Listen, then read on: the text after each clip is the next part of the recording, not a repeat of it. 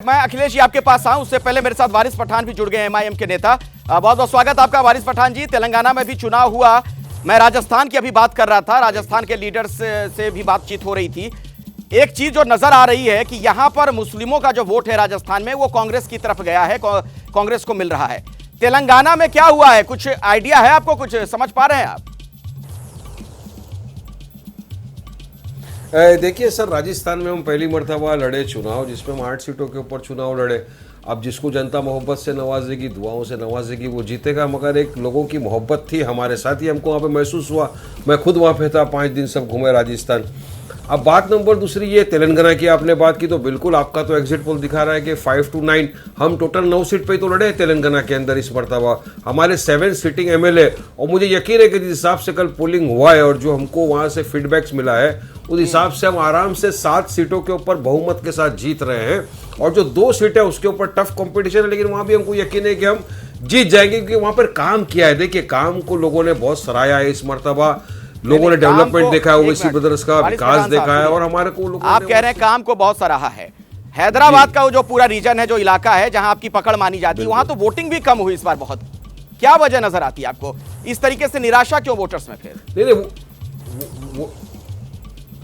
नहीं, देखिए, कुछ ऐसे तथ्य हैं समाज के अंदर, आप जानते हो कि जो आके चाहते नहीं थे कि लोग वोटिंग करें प्रॉपरली। इस वजह से कितने कैंडिडेट ने आके वहाँ पे झगड़ा किया, लड़ाई झगड़ा किया। हमारे एक कैंडिडेट को हिरासत में ले लिया गया, फिर उसको 1 घंटे के बाद छोड़ा।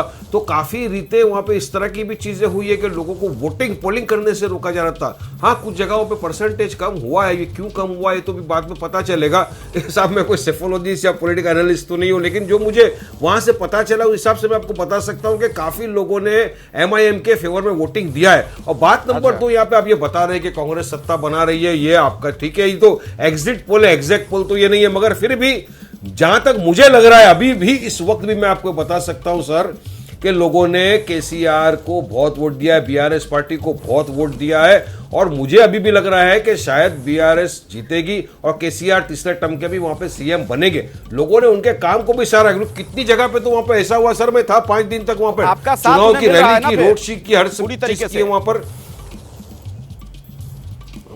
बिल्कुल, हमने तो चुनाव के वक्त भी कहा था कि जहां जहां एमआईएम के कैंडिडेट नहीं है और जो बीआरएस के कैंडिडेट, वहां लोग बीआरएस को वोट दे। हमने तो ये भी कहा था वहां पर। और बीआरएस पार्टी वहां पर फॉर्म करेगी, जीत कर आएगी। 3 तारीख को जब बॉक्स खुलेंगे, आप हम सबको पता चलेगा क्या होगा।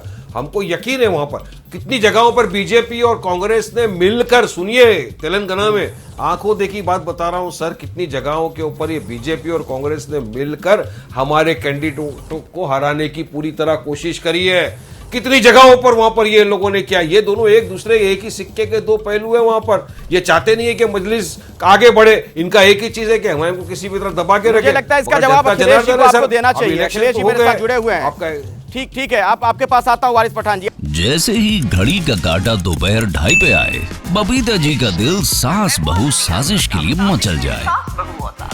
और ये है इनकी बहू, पूरे दिन ऑफिस की टेंशन हो जाए गॉन जब ये करें अपना फेवरेट शो फ्री टाइम पे ऑन। इनकी तरह आप भी देखिए अपना फेवरेट शो अपने टाइम पर और डाउनलोड कीजिए एबीपी लाइव ऐप अपने स्मार्ट टीवी पर।